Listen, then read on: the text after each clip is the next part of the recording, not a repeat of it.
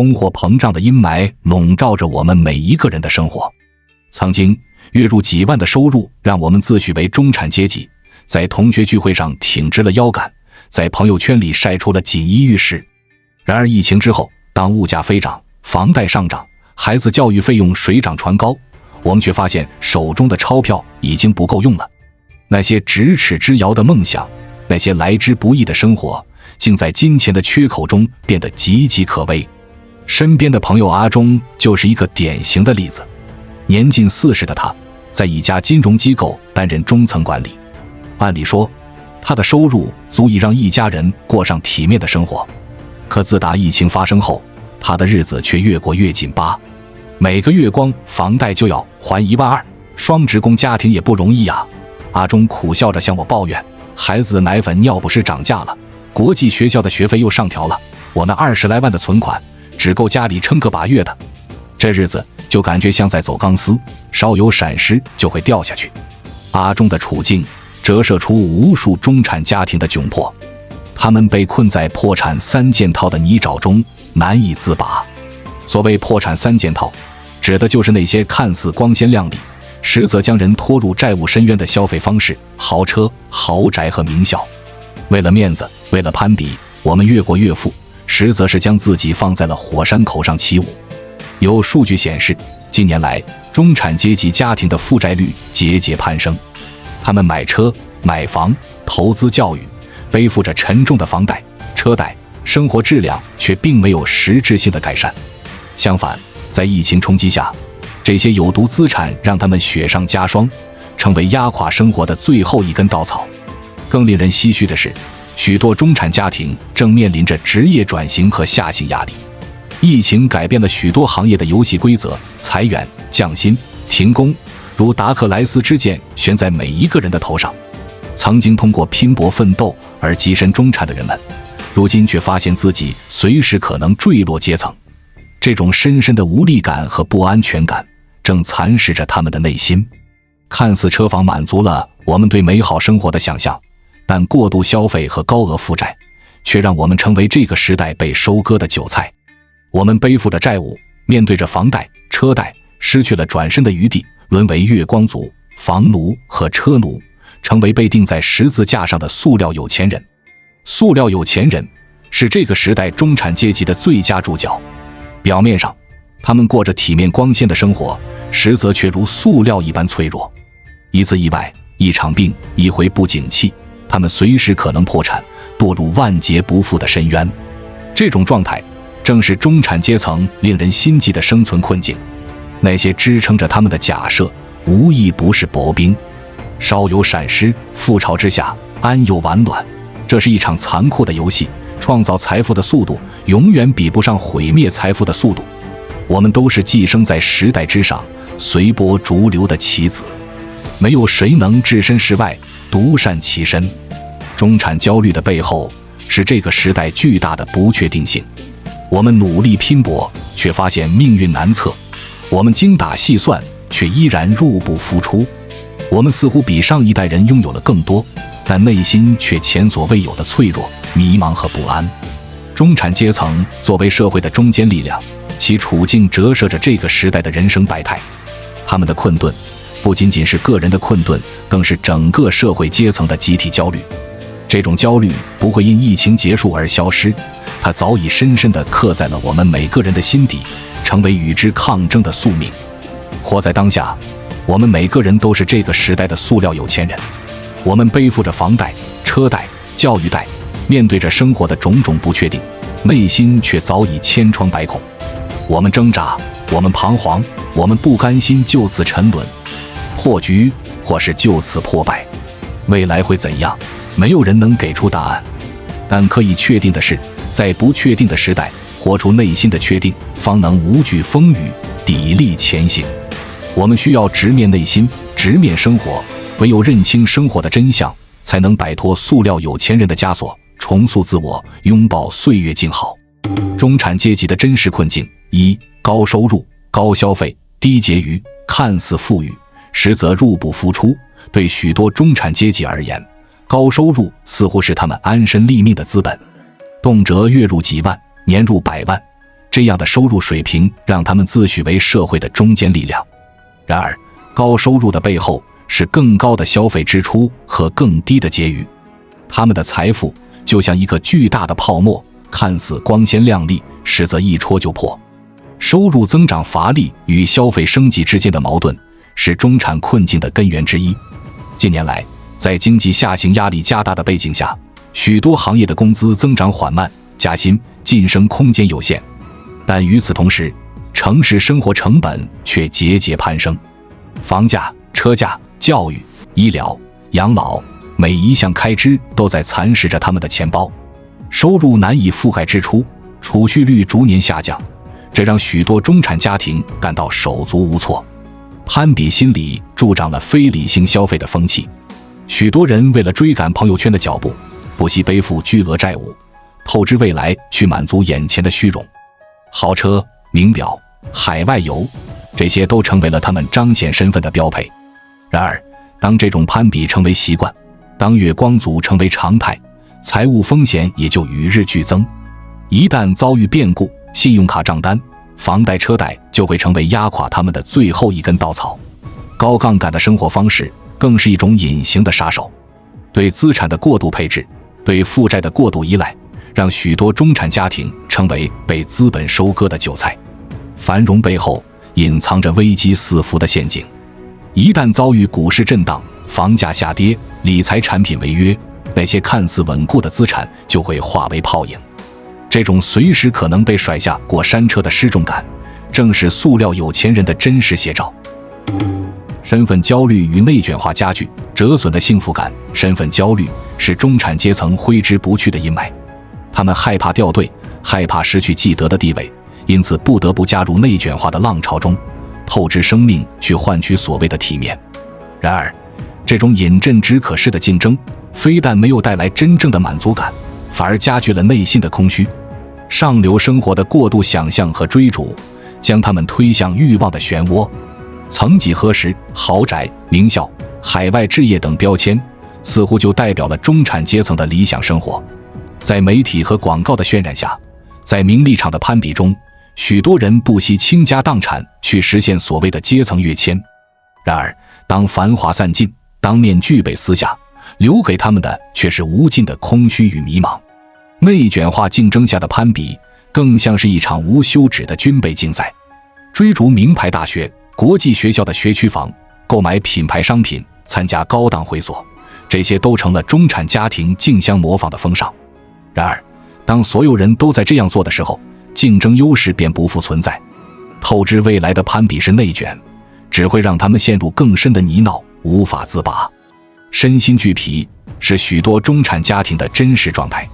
为了维持生活的体面，他们不得不加班加点，披星戴月。职业倦怠、亲子关系疏离、婚姻危机、中年危机早已不是都市灰色的传说，而是切切实实发生在他们身上的悲剧。可悲的是，当他们终于觉察到这一切的时候，一切都已经太晚。在我们进一步探索之前，别忘了关注才知道并点击小铃铛，我们将继续揭示更多关于金钱的真相，祝你迅速实现财务自由。假如一切顺利的生活假设看似稳固，实则危如累卵。疫情之后，许多人才恍然大悟，原来平静的生活不过是一场异常脆弱的假设。他们之所以敢于高消费、高负债，无不是基于假如一切顺利的侥幸心理。然而，在变幻莫测的时代洪流中，顺利从来都只是镜花水月。职业发展的天花板，是每个中年人都要直面的困境。在这个唯心是瞻的时代，他们面临着强大的年轻化竞争压力。尽管多年的职场积累让他们拥有宝贵的经验，但在新技术、新模式面前，他们却显得望洋兴叹。职业上的晋升瓶颈，意味着他们随时面临下行的风险。更不幸的是，人到中年，意外与疾病也在悄然而至。当看似不可一世的身体出现问题，当高昂的医药费用蚕食着积蓄，他们才意识到生命的无常。那些因满负荷运转而过度透支的健康，终将要以惨痛的代价偿还。理财与投资领域的变数，更让许多人倍感压力。过去的盛宴早已是昨日黄花，股票、基金、房产、各类理财产品一旦遭遇黑天鹅事件，那些被寄予厚望的资产就会灰飞烟灭。在动荡不安的市场中，谁都无法预知明天。而对许多背负债务的中产家庭而言，任何风吹草动都可能导致资不抵债的困局。这就是中产阶级的真实困境写照。他们过着房贷、车贷、信用卡轮番轰炸的日子，过着入不敷出、透支未来的生活。他们徘徊在上有老下有小的重压下，饱受职场天花板和内卷焦虑的煎熬。他们以为自己站在了金字塔的顶端，实则只是站在悬崖的边缘。然而，困境并不可怕，可怕的是没有勇气直面困境，塑料有钱人的短暂辉煌终将被时代碾碎。唯有认清生活的真相，唯有跳出欲望的桎梏，我们才能寻得破局之道，在不确定的时代书写自己的人生答卷。中产阶级的困境根源在于他们错误的认知和行为模式。在繁荣的岁月里，他们醉心于美好生活的想象，却忽视了危机四伏的现实。那些看似体面的选择，实则暗藏着难以承受之重。当泡沫终于破裂，梦想也就随之破灭。过度乐观与盲目自信，对风险缺乏敏感性。诚然，乐观和自信是一种宝贵的品质。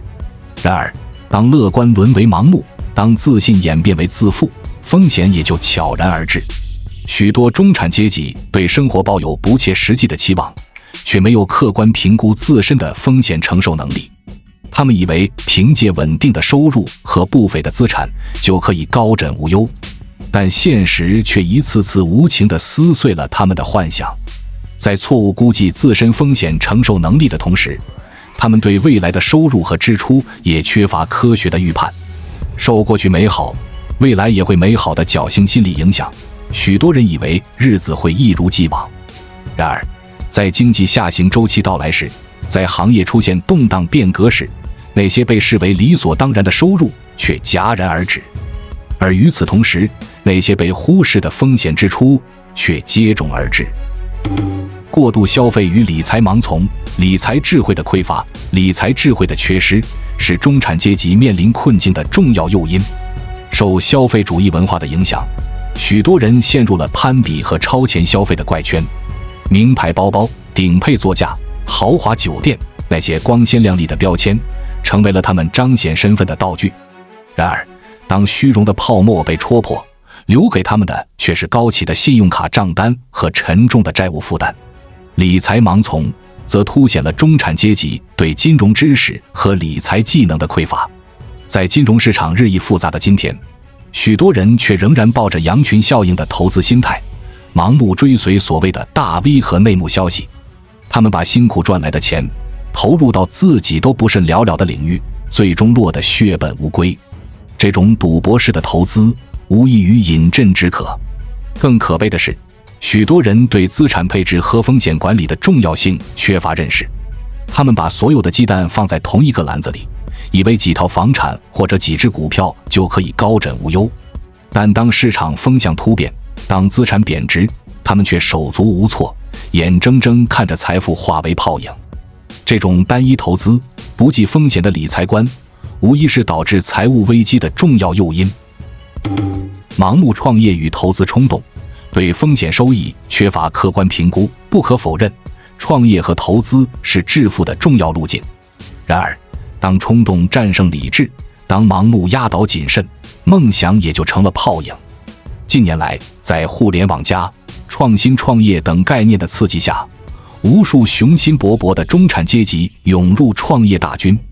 然而，他们中的很多人却是在错误的时点盲目出发。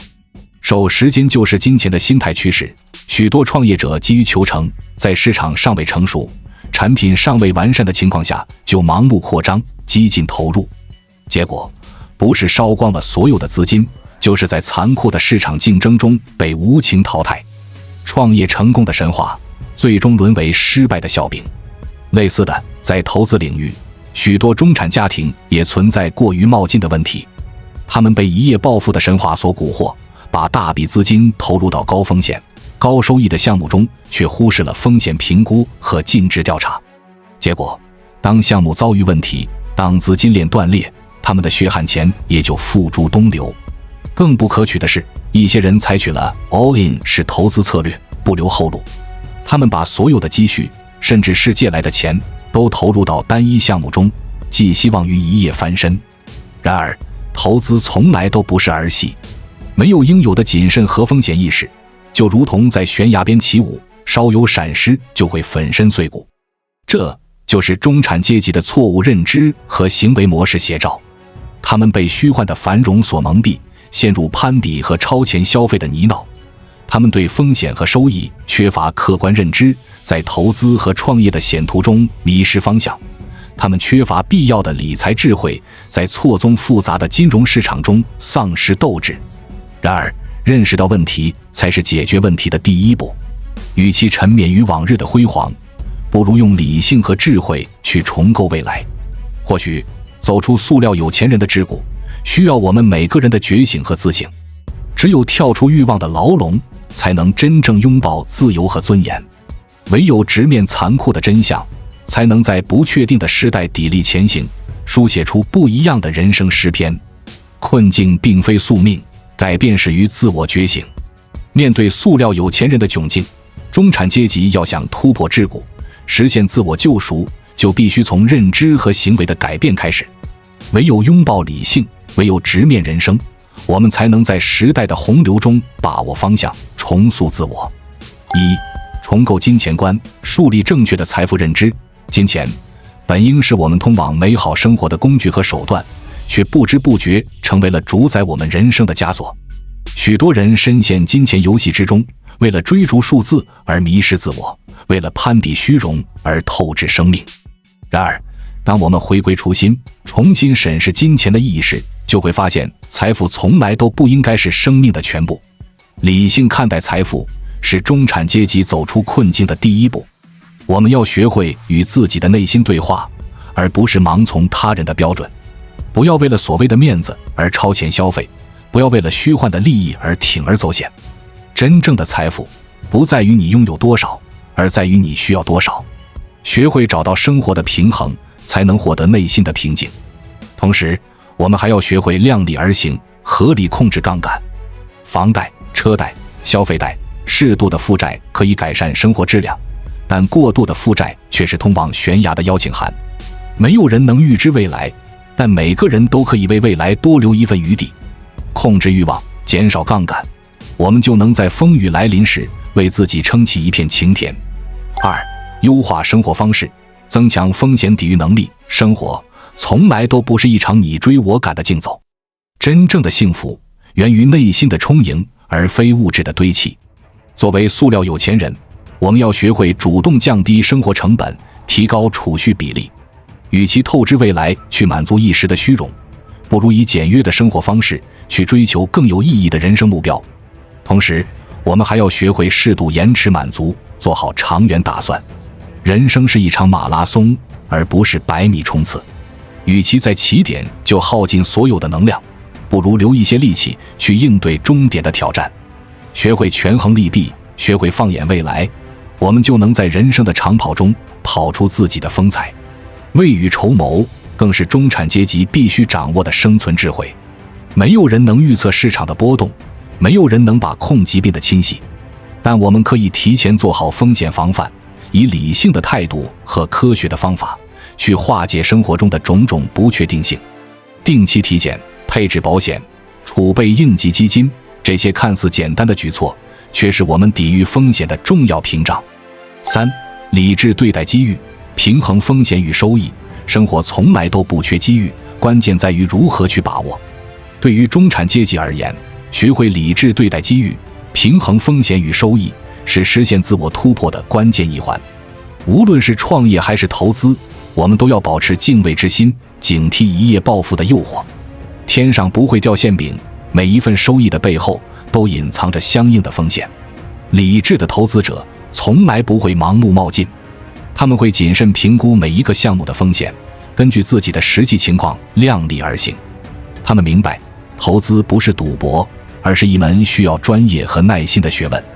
与其一味追求高收益，不如以稳健的策略去获取长期的回报。同样的，在创业的路上，理智的判断同样重要。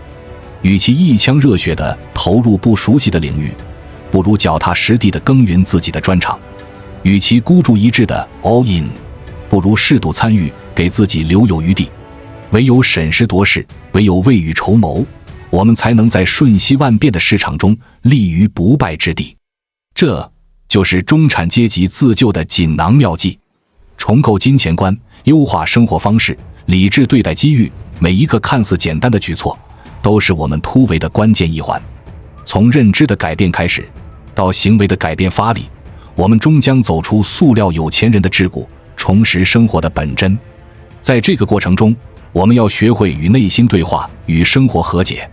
或许真正的富有，不在于你拥有多少资产，而在于你获得了多少自由和尊严。或许真正的智慧，不在于你把握了多少机遇，而在于你拥有了怎样的生活态度。醒悟吧，那些迷失在欲望漩涡中的灵魂；改变吧，那些困顿于塑料桎梏下的人生。一切皆在你我心中，一切皆在当下开始。透过塑料有钱人的困境，我们看到了这个时代的种种悖论。在物质越来越丰富的同时，人们的内心却越来越空虚；在金钱越来越万能的同时，生活的意义却越来越模糊。这种种困惑值得我们深思，而透过反思，我们终将找到人生的真谛，在迷茫中重拾方向。一、对塑料有钱人困境的反思。从个人视角来看，塑料有钱人的困境其实就是我们每个人的困境。在这个过程中，我们要勇于正视自身的不足之处，看清自己在认知和行为上的偏差。是否也曾盲目攀比、超前消费？是否也曾随波逐流、忽视风险？唯有直面内心，唯有认清现实，我们才能跳出塑料的牢笼，重塑自我。从阶层视角来看，中产群体要警惕财富假象的迷思。所谓的财富自由，绝不是简单的金钱堆砌，而是一种精神境界的超越。我们要学会用理性的眼光去看待生活，不被物欲所困，不为虚荣所累。